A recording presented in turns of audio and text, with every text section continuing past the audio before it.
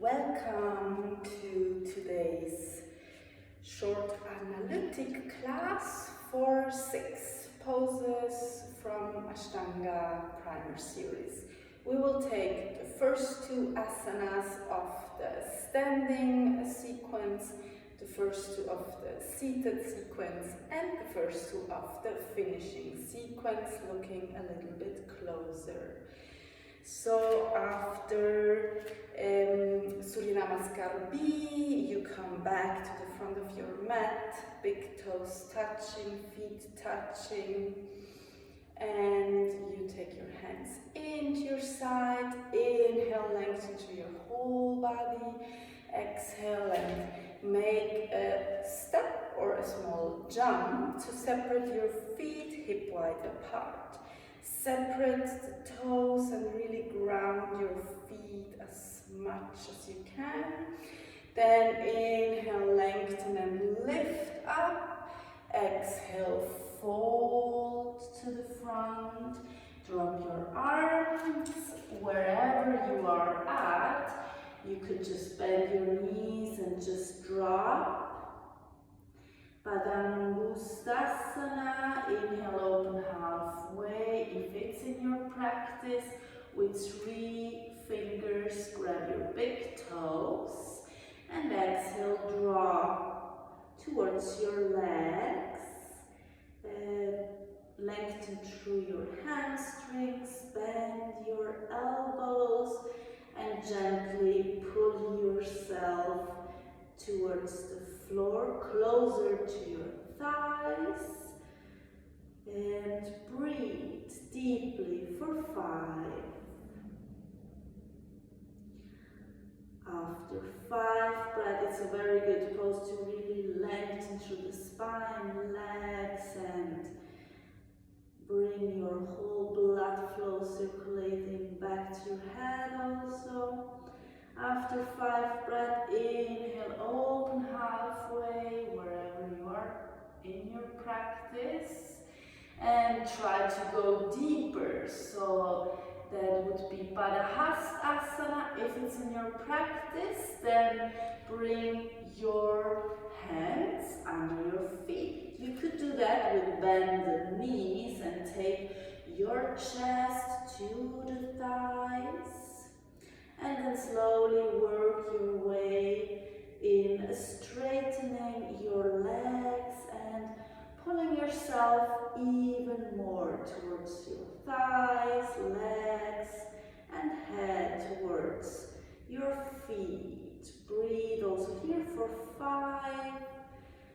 Awesome pose to really lengthen the hamstrings, releasing any tightness in your shoulders, in your back.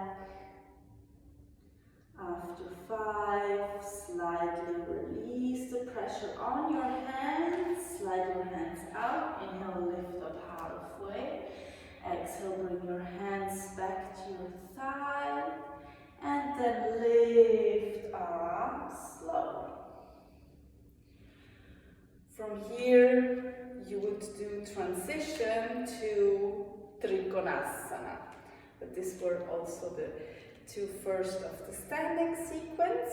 So let's look at the 2 next ones of the seated sequence. So you come as usual from a chaturanga and you jump. Maybe you are advanced and you can jump through directly. If not, you just jump gently in between your hands.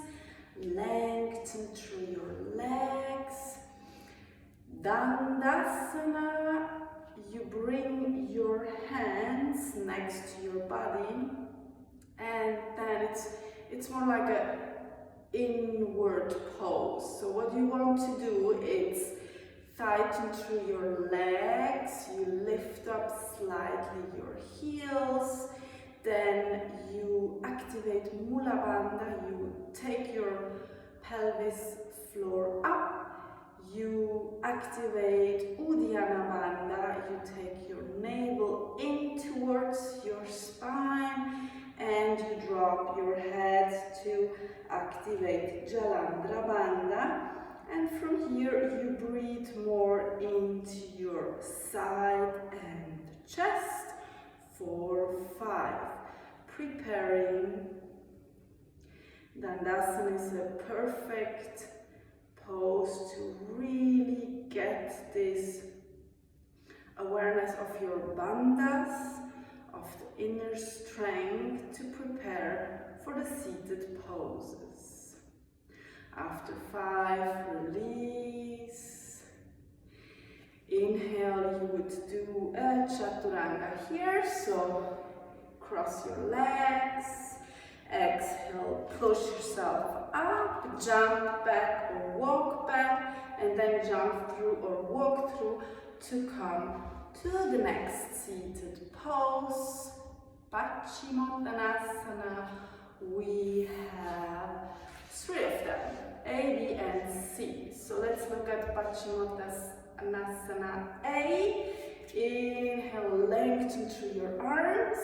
Get really tall, lengthen your sides. Make sure you sit on your sitting bones.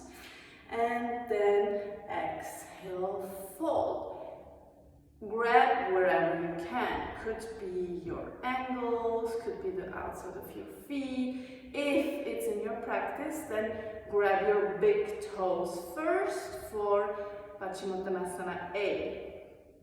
If you have too much tension in your hamstring, feel free to micro-bend your knees to release a little bit of tension and really lengthen through your spine and neck, and fold gently towards your legs, head towards your shins, looking to the front for 5. After 5, inhale, lengthen halfway. Exhale, take the outside of your feet and drop even deeper. Deep drop. Paschimottanasana. Really extend your hamstrings again, like the standing poses we did. Lengthen through the back, shoulders, arms. After 5, if it's in your practice, you could take one wrist and go over your feet for the final pose. If it's not in your practice, then just stay wherever you are at. Try to get the maximum beneficial out of this pose, but don't force. Really be aware of your own maximum.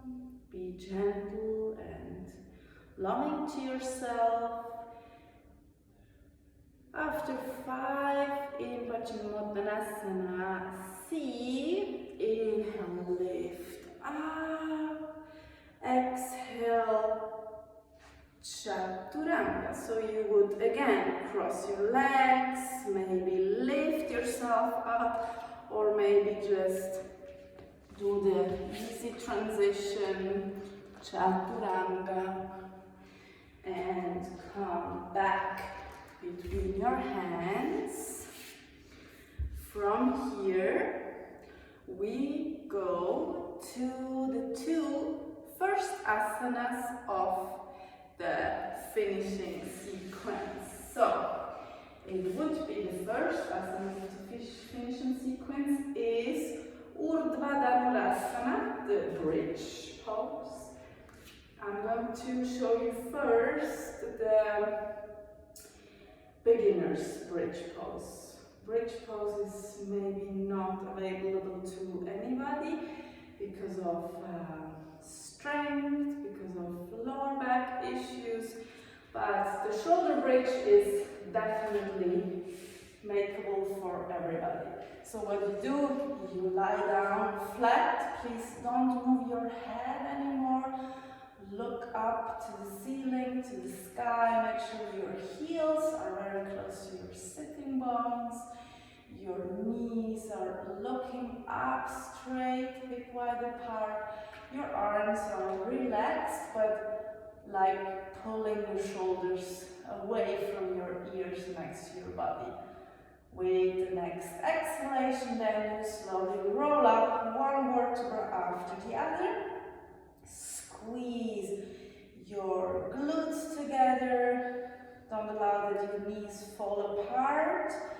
And roll up until you have the feeling that you reach nearly with your chest your chin. Breathe here for 5. A beautiful pose to really extend through your thighs and open your whole inner organs, your spine. Very good to open your lower back, shoulders, and advanced pose after will be also opening your arms. Very good.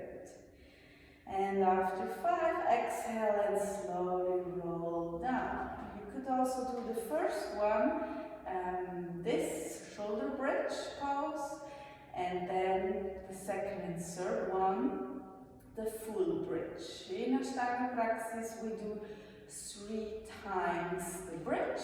I'm going to show you now the more advanced pose. Make sure your hands are next to your ears, fingers looking towards shoulders, elbows pointing up. Also here, don't move your head. Exhale, push into your feet, push into your hands and roll up. 5. Really try to lengthen. Push yourself up. After 5, drop your head down. Maybe replace your hands and then push back up for 5. Then exhale, look up and roll back down. Counter pose, very important in yoga, very important for your spine. After having a nice back bend, you always want to round in your back, your spine. So this would be directly counter pose. And after that comes Paschimottanasana, also counter pose. We will switch that because we already looked at that. So you would do again Paschimottanasana to really release the tension of the bridge pose, Urdhva-dhanurasana. After Paschimottanasana, we have inverted pose, Sarvangasana, shoulder stand. Same, don't move your head, then roll up, bring your arms. I had the wall behind me so I could touch the wall. Bring your arms, elbows not too way apart, and bring your hands into your lower back. Make sure you really straighten your legs as much as you can, and you lengthen your neck so you still have space between chin and chest. Remember this pose, it's an inverted pose, so wherever you are at in your practice, you could do it also halfway, so you just don't lift your back all the way. I'm going to show it after. If it's in your practice, then stay here for 8 breaths. An awesome pose to really help digestion, help the whole blood circulation in the whole body. Prevents a lot of it. It's a very, very, very good pose. It's very beneficial. From here, the next pose would be Halasana, dropping your feet over your head. But we are looking only at 2 poses, so I'm going to show you the more easy pose you could do. So you could just lift up your legs and hold it here. Or lift up just a little bit and have a slight curve, if it's not in your practice, to lift all the way. But it will come with the time and the strength. So, this was it with our 6 poses. All very, very, very, very beneficial for the spine and for lengthening, opening, and really releasing a lot of tension in your back, neck, and legs. Thank you very much.